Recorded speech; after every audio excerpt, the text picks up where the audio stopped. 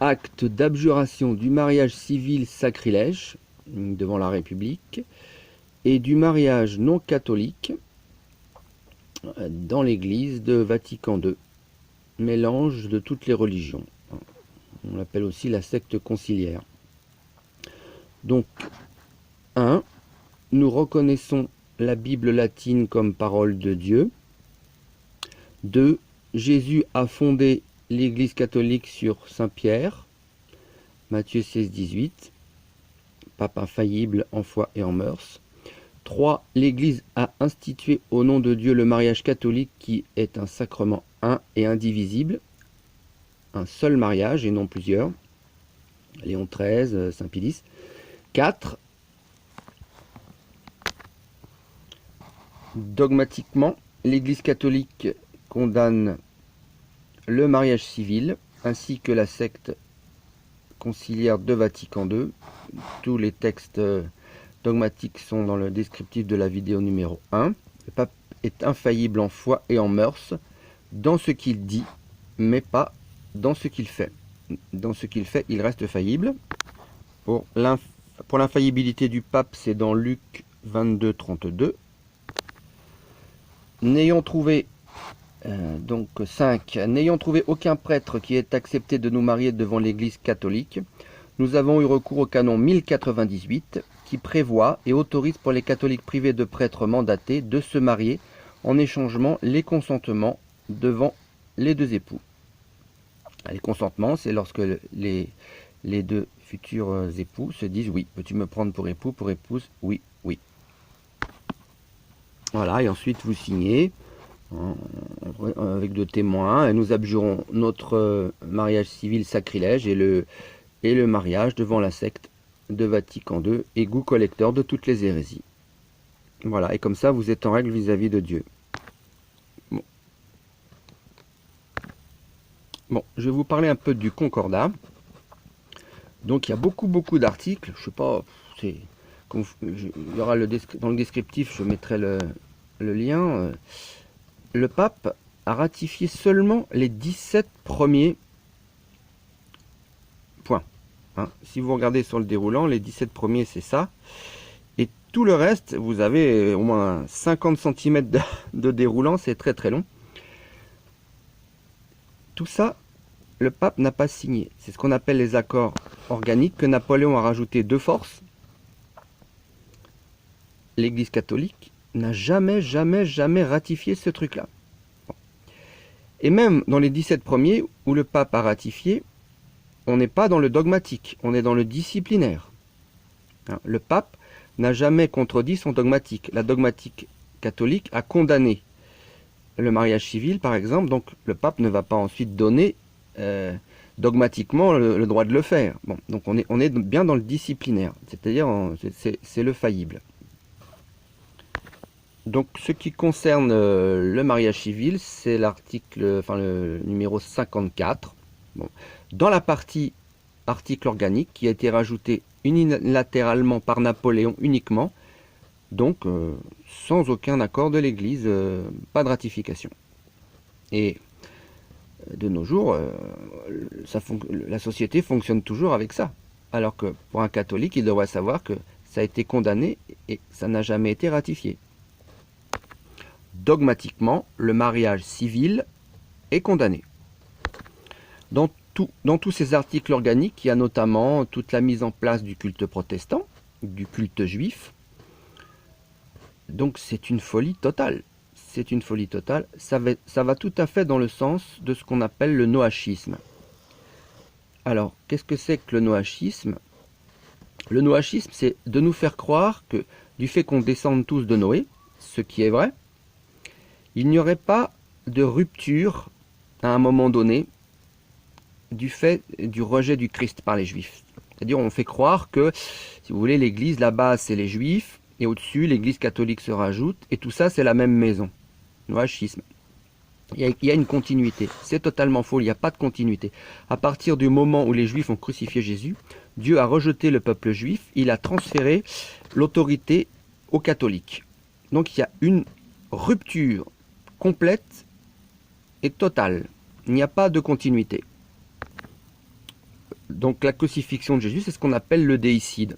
C'est ce qui d'ailleurs a été enlevé dans les textes de Vatican II.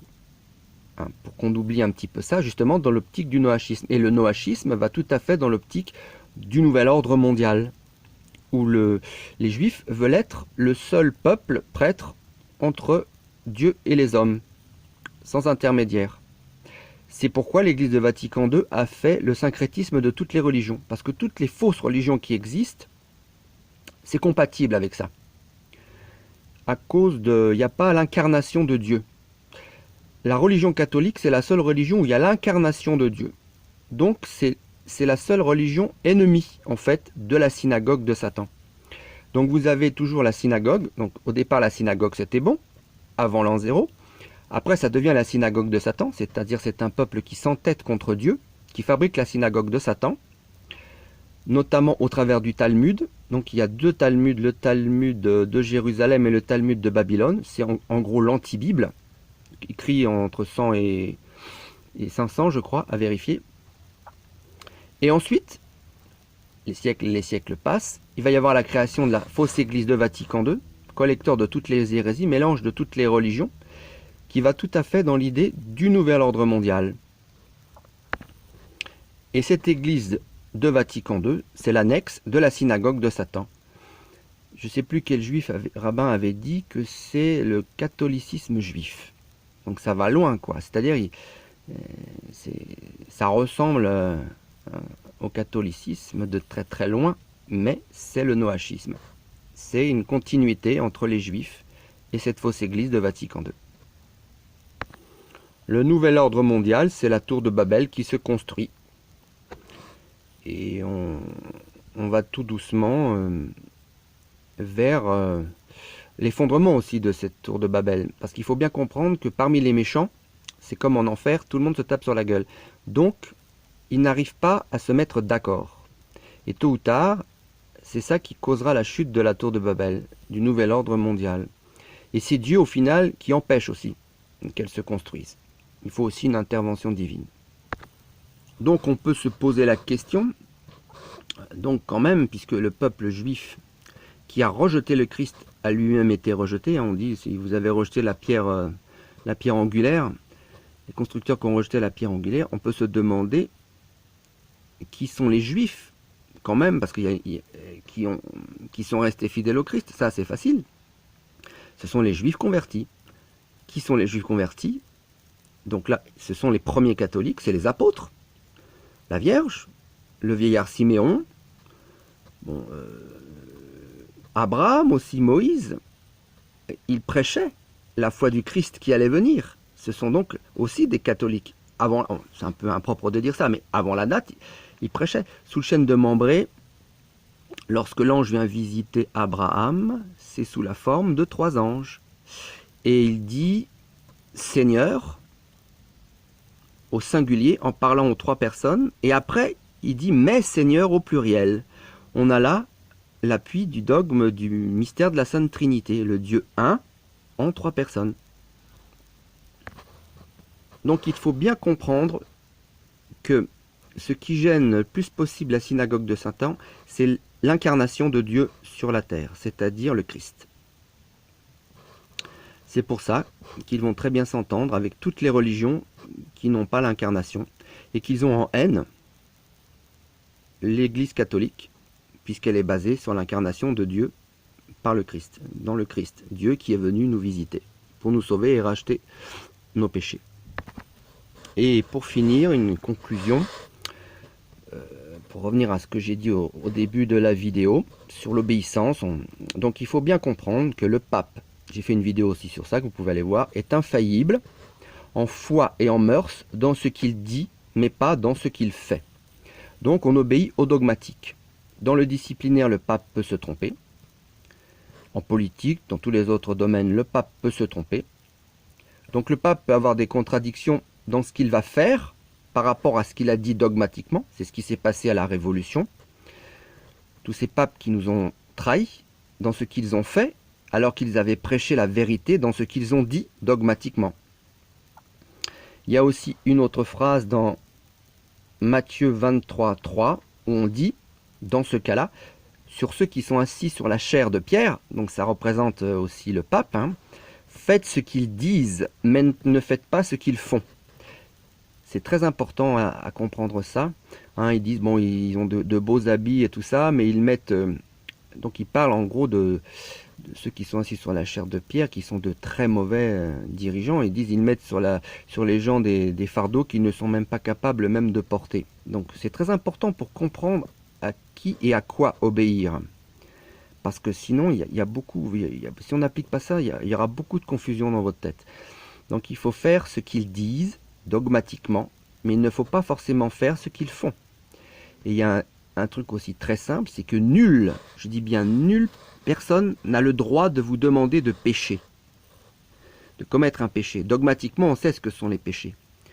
Donc si un jour un pape laisse faire quelque chose qui est un péché, comme le mariage civil par exemple, hein, quand bien même, le mariage civil il n'a pas signé, mais il a signé quelque chose qui dit bénissez la République.